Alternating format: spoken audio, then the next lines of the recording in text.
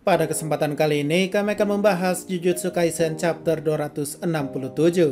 Sebelum masuk ke pembahasan, bantu kami dengan klik subscribe dan like-nya ya. Oke, jadi mari kita mulai saja pembahasannya. Nah, sebelumnya kita sudah mendapatkan kabar panas bahwa manga Jujutsu Kaisen dikatakan 5 chapter lagi bakal tamat. Yang artinya dengan rilisnya chapter 267, maka sisa 4 chapter lagi menuju tamatnya cerita Jujutsu Kaisen. Nah, menariknya pada chapter ini kita juga mendapatkan kabar yang begitu heboh, yaitu Nobara Kugisaki kembali. Jadi soal kabar kemarin yang berasal dari Jujutsu Kaisen, pameran di Jujutsu, mungkin GG Akutami sudah mengprank para pembacanya atau interview tipu-tipu yang mengatakan bahwa Nobara sudah meninggoy di Shibuya. Nyatanya malah kembali di 5 chapter terakhir. Nah, untuk apa GG Akutami berbohong? Ya entahlah, tapi menurut asumsi admin sih, beliau cuma ingin memberikan kejutan saja bagi para fansnya. Dan memang terbukti pada chapter 267 ini, biarkan GG memasak. Tapi apakah itu berarti GG juga berbohong kalau Gojo tidak akan kembali? Maksudnya apakah Gojo Sensei beneran bisa kembali juga, sama seperti Nobara? Ya, kita tunggu saja kejutan lainnya ya. Nah, kita bahas lebih mendalam tentang chapter 267. Kembalinya Nobara sudah jelas mengartikan maksud ekspresi Yuji Itadori pada chapter 144. Ketika Yuji bertanya bagaimana keadaan Kugisaki dan melihat ekspresi Yuji yang kaget, tapi sedikit sedih, namun gak nangis dan tangannya gemetar, menandakan bahwa Nobara memang dalam keadaan tanda tanya. Artinya memang dari sini Nobara memang ada peluang untuk kembali, walaupun kita semua sudah diprank oleh GG ya. Nah, apa sebenarnya fungsi Nobara jika kembali? Seperti yang admin bahas sebelumnya, kalau teknik kutukan Nobara itu adalah santet. Maksudnya ia bisa mengutuk seseorang dengan bagian tubuh orang yang akan ia kutuk. Misal ia menggunakan cloning Mahito untuk menyerang jiwa Mahito yang asli. Nah, sama seperti yang ada pada chapter ini, di mana Nobara juga menggunakan sesuatu untuk menyerang jiwa Sukuna. Nah, apa itu? Yap, selain hebohnya Nobara kembali, kita akhirnya tahu bahwa jari terakhir Sukuna ternyata masih disimpan oleh pihak Jujutsu.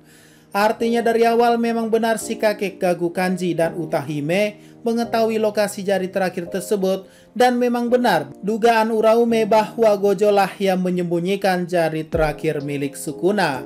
Jadi masalah 19 jari atau 20 jari yang dimakan Sukuna dulu itu sudah terbantah di sini ya. Aslinya memang sampai saat ini Sukuna masih bertarung dengan 19 jari plus dengan satu tubuh muminya. Oke, lanjut. Jadi Nobara menggunakan jari terakhir Sukuna ini untuk menyerang jiwa Sukuna yang ada di Shinjuku.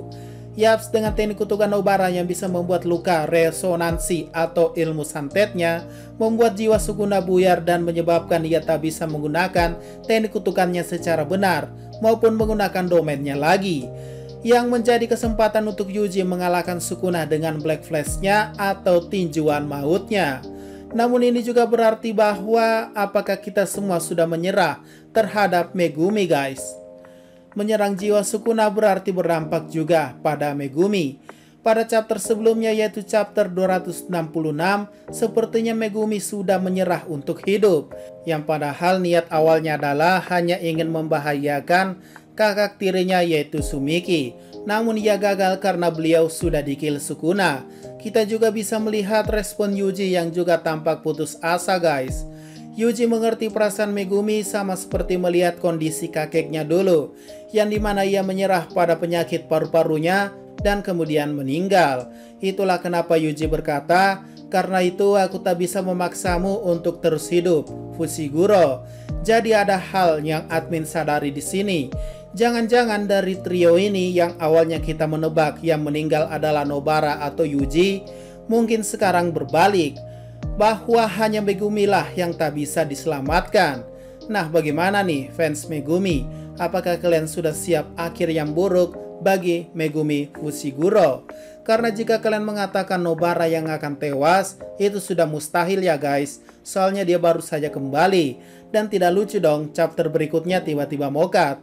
Ataukah akan memakai konsep ekstrim sama seperti manga Death Note dan Attack on Titan, di mana MC-nya bakal mokat, yang artinya apakah Yuji Itadori yang akan mati. Nah, menurut kalian dari trio ini manakah yang berakhir sedih dan bahagia guys? Nah, untuk pembahasan jelas soal bagaimana Yuta Okkotsu bisa menyalin teknik kutukan Sukuna, itu admin bahas di lain video ya, lebih tepatnya setelah chapter resminya rilis, biar admin lebih paham juga bagaimana itu terjadi. Maksudnya dari apa yang admin tangkap, Rika bisa menyalin teknik kutukan orang lain dengan memakan bagian tubuh orang itu. Tapi itu tak akan berguna lagi jika bagian itu dipulihkan lagi oleh sang pengguna yang tubuhnya dimakan. Misalnya gini, Yuta dengan Rika memakan kaki Inumaki Toge. Otomatis Yuta bisa meniru teknik kutukan Inumaki. Namun teknik tiruannya tak berfungsi lagi jika Inumaki memulihkan kakinya atau menumbuhkannya kembali dengan teknik kutukan pembalik. Jadi ya, itulah yang admin tangkap. Kita tunggu saja ketika chapter resmi rilis ya, biar lebih jelas. Kemudian terakhir sedikit keluh kesah admin terhadap Jujutsu Kaisen yang akan tamat 4 chapter lagi, atau dikatakan chapter terakhir yaitu tanggal 30 September tahun 2024. Yang bisa admin katakan adalah semuanya pasti ada kejutan di 4 chapter terakhir.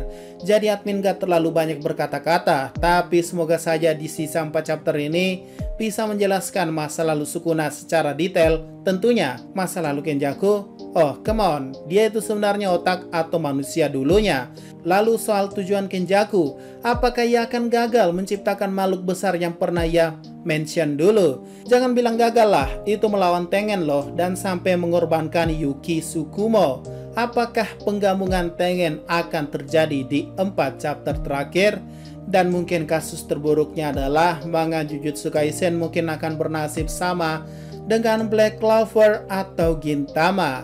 Nah, kalau kalian ingat, kedua manga ini tidak berhasil menamatkan manganya di perusahaannya, alias pada terbitan majalahnya, dan berakhir pindah perusahaan atau melanjutkannya di tempat lain.